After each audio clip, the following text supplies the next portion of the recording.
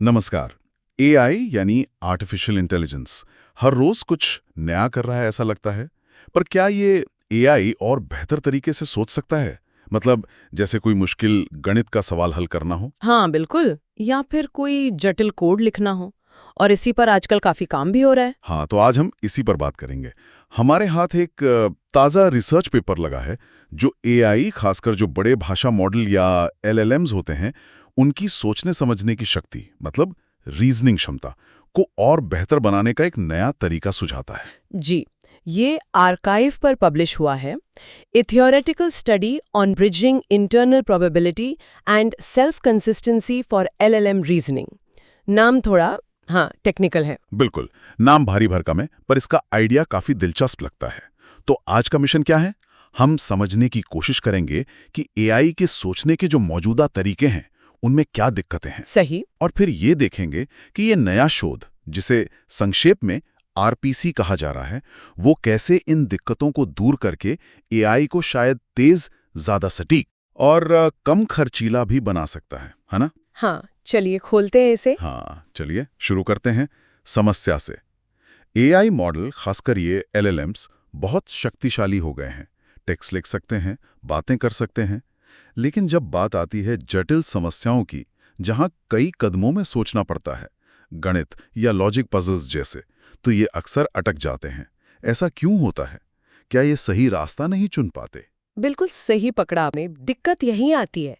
किसी भी सवाल के जवाब तक पहुंचने के लिए एआई कई अलग-अलग सोचने के रास्ते या रीजनिंग पाथ बना सकता है। अच्छा। हाँ, मान लीजिए गणित के सवाल को हल करने के 100 अलग-अलग तरीके सोच लिए, पर इन 100 तरीकों में से सबसे सही, सबसे भरोसेमंद तरीका कौन सा है, ये चुनना एआई के लिए एक बड़ी चुनौती बन जाता है। हाँ, ये कुछ ऐसा हुआ जैसे स्कूल में गणित का कोई मुश्किल सवाल टीचर ने दिया और क्लास के हर बच्चे ने उसे अपने अपने तरीके से हल करने की कोशिश की। हाँ, कोई लंबा रास्ता अपनाता है, कोई छोटा। कोई सही, कोई गलत।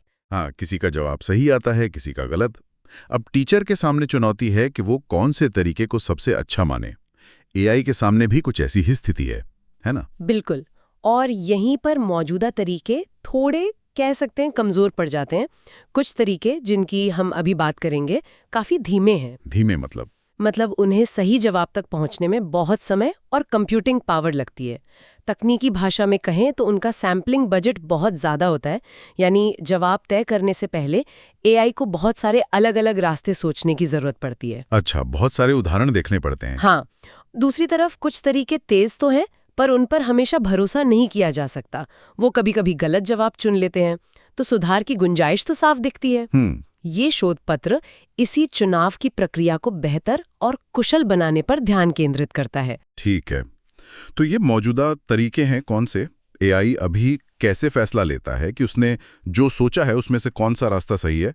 आपने कहा शोध पत्र दो मुख्य तरीकों का जिक्र करता है। पहला है सेल्फ कंसिस्टेंसी, एससी। ये कैसे काम करता है आसान शब्दों में? सेल्फ कंसिस्टेंसी का फंडा बहुत सीधा है। जिस जवाब पर सबसे ज्यादा रास्ते आकर मिले वही सही होगा। अच्छा। एआई एक ही सवाल के कई जवाब तैयार करता है, अलग अलग सोच के रास्तों से। मान लीजिए उसने 100 अलग अलग तरीकों से हल करके 100 अंतिम उत्तर निकाले। फिर वो देखता है कि कौन सा उत्तर सबसे ज्यादा बार आया है। अच्छा, यानी एक तरह से बहुमत की जीत, वोटिंग जैसा। हाँ, कह सकते हैं। जैसे अगर 100 में से 65 बार उत्तर ए आया, तो एआई मान लेता है कि ए ही सबसे संभावित सही जवाब है। ये सुनने में तो काफी तार्किक और भरोसेमंद लगता है, क्योंकि ये कई रास्तों को देख रहा है। लेकिन इसमें कोई कमी है? क्या बहुमत हमेशा सही होता है? भरोसेमंद तो ये है, लेकिन इसकी एक बड़ी कीमत चुकानी पड़ती है, स्पीड और रिसोर्स। अच्छा। शोध पत्र बताता है कि एससी में जो एस्टिमेशन एरर होता है, मतलब सही जवाब से दूरी, वो धीरे धीरे कम होती है। इसे लीनियर कन्वर्जेंस कहते हैं। धीरे धीरे, ओके। इसका मतलब ये है कि भरोसेमंद जवाब पाने के लिए एआई को बहुत ज्यादा उदाहरण या सैंपल सोचने पड़ते हैं, शायद सैकड़ों या हजारों अलग अलग रास्ते। इससे समय भी ज्यादा लगता है और कंप्यूटिंग पावर भी। हाँ, समझ गया। मतलब हर सवाल के लिए हजारों बार सोचना पड़े। ये तो बहुत महंगा सौदा है। भरोसेमंद है पर महंगा है। बिल्कुल। तो अगर एससी धीमा है, तो क्या कोई तेज तरीका भी है? आपने परप्लेक्सिटी या पीपीएल का जिक्र किया था, वो कैसे अलग है इससे? परप्लेक्सिटी पीपीएल एक अलग नजरिया अपनाता है। ये एआई के अपने आत्मविश्वास पर ज्यादा निर्भर करता है। आत्मविश्वास कैसे? एआई हर सोचे गए रास्ते के लिए एक संभावना मतलब प्रोबेबिलिटी तय करता है। ये संभावना मॉडल की अपनी आंतरिक गणनाओं पर आधारित होती है, यानी मॉडल को खुद कितना यकीन है कि ये वाला रास्ता सही जवाब तक ले जाएगा। अच्छा। जिस रास्ते की संभावना सबसे ज्यादा होती है, पीपीएल बस उसी रास्ते के अंतिम जवाब को चुन लेता है और कुछ नहीं देखता। ओह, तो ये सिर्फ सबसे कॉन्फिडेंट रास्ते को चुनता है। ये तो यकीनन एससी से ज्यादा तेज होगा, क्योंकि इसमें गिनती नहीं करनी पड़ती। हाँ, तेज तो है। पर क्या सिर्फ आत्मविश्वास पर भरोसा करना काफी है? इसमें कुछ गड़बड़ नहीं हो सकती? बिल्कुल हो सकती है। तेज तो यह है, इसमें कोई शक नहीं।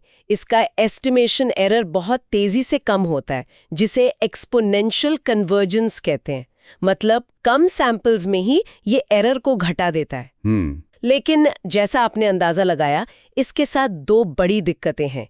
पहली है मॉडल एरर का ज्यादा होना। मॉडल एरर मतलब ये कि एआई जिस रास्ते को लेकर सबसे ज्यादा कॉन्फिडेंट है, हो सकता है वो रास्ता असल में गलत जवाब की ओर ले जा रहा हो।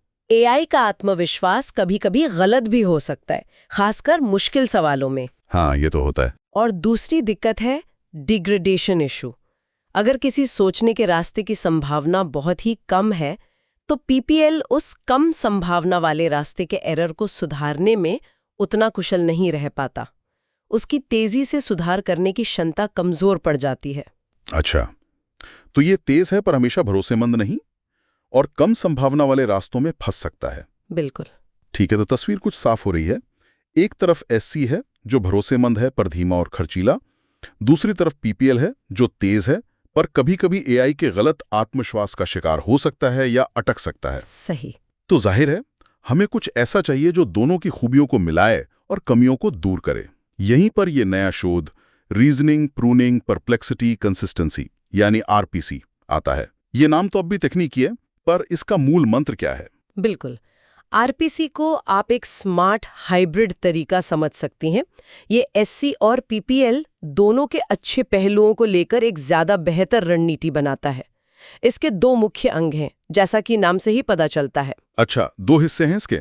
हाँ, पहला है परप्लेक्सिटी कंसिस्टेंसी, पीसी है। ये हिस्सा एससी के मूल ढांचे यानी स्थिरता को बनाए रखता है, लेकिन उसमें पीपीएल की तरह एआई की आंतरिक संभावनाओं मतलब उसके कॉन्फिडेंस या परप्लेक्सिटी को भी शामिल कर लेता है। ओके, तो स्थिरता भी और आत्मविश्वास भी। हाँ, लक्ष्य ये है कि एससी की तरह मॉडल एरर कम रहे, मतलब गलत आत्मविश्वास से बचे, लेकिन पीपीएल की तरह एस्टिमेशन एरर तेजी से कम हो, मतलब तेज भी रहे और सटीक भी। ये तो बढ़िया कॉम्बिनेशन लग रहा है। और दूसरा बहुत महत्वपूर्ण हिस्सा है रीजनिंग प्रूनिंग।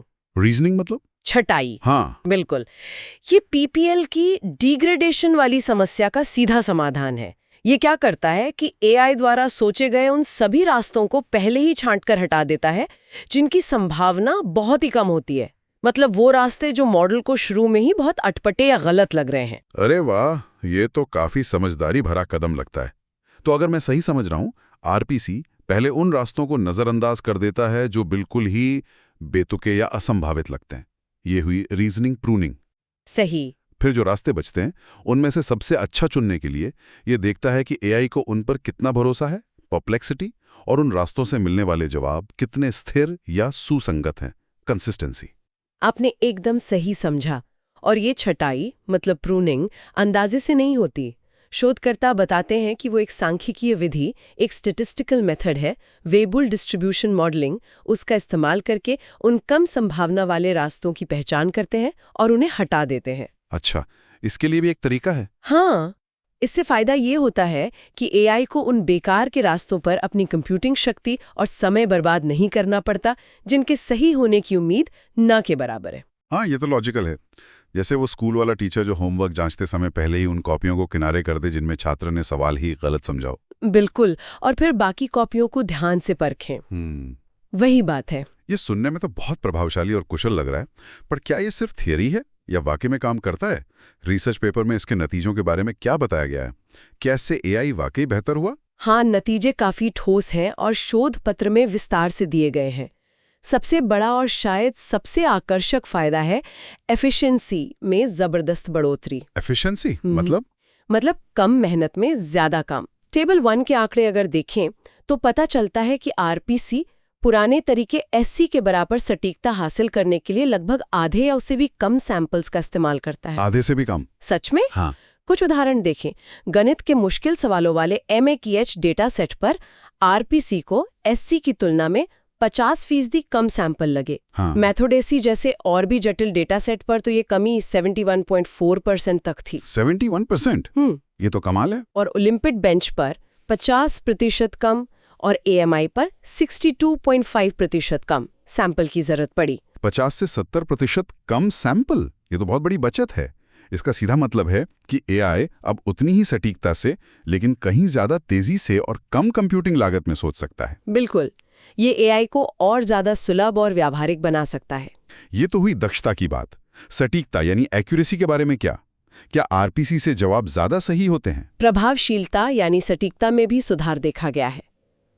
शोध पत्र के एब्स्ट्रैक्ट में बताया गया है कि जब तुलना के लिए समान संख्या में सैंपल इस्तेमाल किए गए, मतलब जब एससी और आरपीसी को बराबर मौके दिए गए, तो आरपीसी ने औसतन 1.29% बेहतर सटीकता दिखाई। 1.29%? ये सुनने में तो कम लगता है। हाँ, प्रतिशत सुनने में छोटा लग सकता है, लेकिन AI की दुनिया में, खासकर जटिल रीजनिंग टास्क्स में, ये एक महत्वपूर्ण बढ़ोतरी मानी जाती है। अगर आप पेपर में चित्र 2 के ग्राफ देखेंगे तो साफ नजर आएगा कि अलग-अलग सैंपल साइज पर आरपीसी का प्रदर्शन लगभग हमेशा PPL और SC से बेहतर रहा। अच्छा, मतलब कंसिस्टेंटली बेहतर है। तो न सिर्फ तेज और सस्ता, बल्कि थोड़ा ज्यादा सटीक भी। ये तो बहुत अच्छा कॉम्बिनेशन है। जी। एक और सवाल मन में आ रहा है, भरोसेमंदी का, रिलायबिलिटी। जब आरपीसी कहता है कि उसे किसी जवाब पर 90% भरोसा है, तो क्या हम उस पर वाकई 90% भरोसा कर सकते हैं? क्या इसका आत्मविश्वास सही कैलिब्रेटेड है? ये एक बहुत अच्छा सवाल है और इसका जवाब भी सकारात्मक है। आरपीसी की विश्वसनीयता, रिलायबिलिटी भी बेहतर पाई गई। अच्छा, कैसे? आरपीसी जो आत्मविश्वास स्कोर देता है वो वास्तविक सटीकता के ज्यादा करीब होता है। शोध पत्र टेबल 2 में दिखाता है कि आरपीसी का एक्सपेक्टेड कैलिब्रेशन एरर ECE कम है। ECE ये क्या होता है? सरल भाषा में, अगर आरपीसी कहता है कि वो 80% निश्चित है, तो वो असल में लगभग 80% बार सही होता है, जबकि दूसरे तरीके जैसे SC शायद उतने अच्छे से कैलिब्रेटेड न हो। मतलब उनका आत्मविश्वास असलियत से मेल नहीं खाता उतना। समझ गया। तो आरपीसी का कॉन्फिडेंस स्कोर ज्यादा भरोसेमंद है? हाँ, चित्र 3 में दिए गए रिलायबिलिटी डायग्राम भी इसी बात की पुष्टि करते हैं कि आरपीसी का कैलिब्रेशन SC से बेहतर है। ये दिलचस्प है। तो ये तरीका गणित के सवालों पर तो काम करता है। क्या इसे दूसरी तरह की समस्याओं पर भी आजमाया गया, जैसे कोड लिखना या कुछ और? हाँ, शोधकर्ताओं ने इसकी व्यापकता को जांचा है। इसे सिर्फ गणितीय तर्क वाले डेटा सेट पर ही नहीं, बल्कि कोड जनरेशन यानी कंप्यूटर प्रोग्राम लिखने वाले कार्यों पर भी परखा गया, जैसे ह्यूमन एवल, MBPP डेटा सेट, और वहां भी इसने अच्छा प्रदर्शन किया। अच्छा, कोड जनरेशन में भी? जी, चित्र 4 में इसके नतीजे दिए गए हैं। इतना ही नहीं, ये अलग-अलग तरह के AI मॉडल्स पर भी कारगर साबित हुआ, जैसे InternLM2, DeepSeek math, DeepSeek coder. तो ये मॉडल इंडिपेंडेंट भी है कुछ हद तक? हाँ, ऐसा लगता है। और छोटे और बड़े दोनों तरह के मॉडल्स पर इसे जांचा गया। 1.8 बिलियन पैरामीटर वाले मॉडल से लेकर 7 बिलियन पैरामीटर वाले मॉडल तक। वाह! यहाँ तक कि जब आरपीसी को अन्य मौजूदा उन्नत तरीकों जैसे ESC या बॉन्ड रिवॉर्ड मॉडल के साथ मिलाकर इस्तेमाल किया गया, तब भी प्रदर्शन में सुधार देखा गया। तो ऐसा लगता है कि ये सिर्फ एक खास मॉडल या टास्क के लिए नहीं, बल्कि एक ज्यादा सामान्य और लचीला तरीका है। तो चलिए, हमने जो कुछ भी समझा उसे एक बार समेटने की कोशिश करते हैं।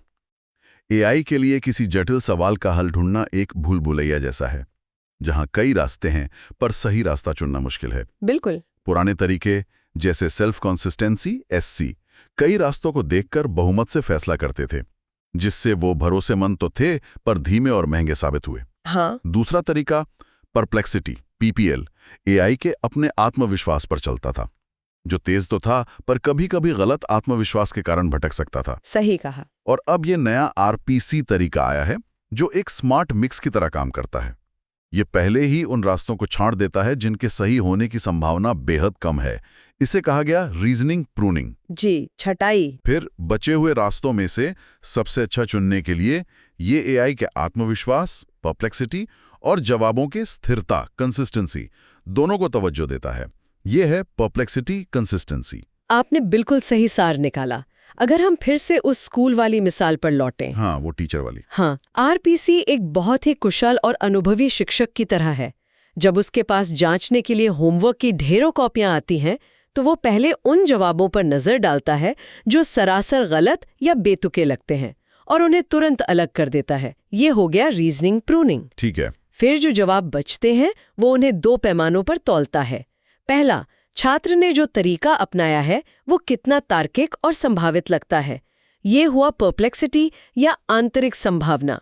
और दूसरा, क्या उस तरीके से मिला जवाब दूसरे सही तरीकों से मेल खाता है या लगातार सही नतीजे दे रहा है। ये हुई कंसिस्टेंसी या स्थिरता। और नतीजा? कम कॉपियां जांचनी पड़ी, मतलब कम सैंपल लगे, जांचने का तरीका ज्यादा स्मार्ट हुआ और अंत में ज्यादा सही और भरोसेमंद ग्रेड मिले, मतलब बेहतर सटीकता और विश्वसनीयता। बिल्कुल, यही इस आरपीसी तरीके का मूल दावा है, कम मेहनत में बेहतर नतीजा। आज की इस चर्चा से एक बात तो साफ हो गई है, एआई को सिर्फ और ज्यादा डेटा खिलाकर या मॉडल का आकार बढ़ाकर ही शक्तिशाली नहीं बनाया जा सकता। उसके सोचने के तरीके को, उसकी रीजनिंग प्रक्रिया को बेहतर बनाकर भी उसे ज्यादा स्मार्ट और कुशल बनाया जा सकता है। हाँ, ये बहुत जरूरी बात है। आरपीसी इसका एक बेहतरीन उदाहरण है कि कैसे एआई की अपनी आंतरिक समझ और बाहरी संकेतों को समझदारी से मिलाकर हम एआई रीजनिंग को ज्यादा तेज, सटीक और भरोसेमंद बना सकते हैं। ये वाकई एआई के विकास के लिए काफी मायने रखता है। बिल्कुल, और ये हमें एक व्यापक सवाल पर सोचने को मजबूर करता है। क्या सीखने और तर्क करने की ऐसी ही स्मार्ट रणनीतियां हमारे लिए, मतलब इंसानों के लिए भी उतनी ही उपयोगी हो सकती हैं? ये तो सोचने वाली बात है। जैसे आरपीसी ने कम संभावना वाले, अप्रासंगिक लगने वाले रास्तों को पहले ही छांटना सीखा, क्या हम भी अपने सीखने या निर्णय लेने की प्रक्रिया में गैर जरूरी जानकारी को ज्यादा प्रभावी ढंग से फिल्टर कर सकते हैं? एआई कैसे सीखता है और कैसे तर्क करता है, इस क्षेत्र में अभी बहुत कुछ खोजा जाना बाकी है। हाँ, ये बात तो है। आरपीसी जैसे तरीके इस रोमांचक खोज में महत्वपूर्ण मील के पत्थर हैं, जो दिखाते हैं कि कभी-कभी जवाब ज्यादा में नहीं बल्कि बेहतर तरीके में छिपा होता है। बिल्कुल सही कहा। अगर आप इस विषय में और गहराई में जाना चाहते हैं और तकनीकी डिटेल्स में रुचि रखते हैं, तो आप मूल शोध पत्र पढ़ सकते हैं।